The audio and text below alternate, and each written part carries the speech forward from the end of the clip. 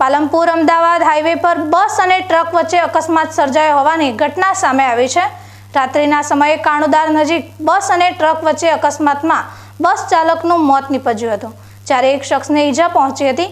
આ બનાવના પગલે પાલનપુર તાલુકા પોલીસ ઘટના સ્થળે પહોંચી આગળની તપાસ હાથ ધરી છે।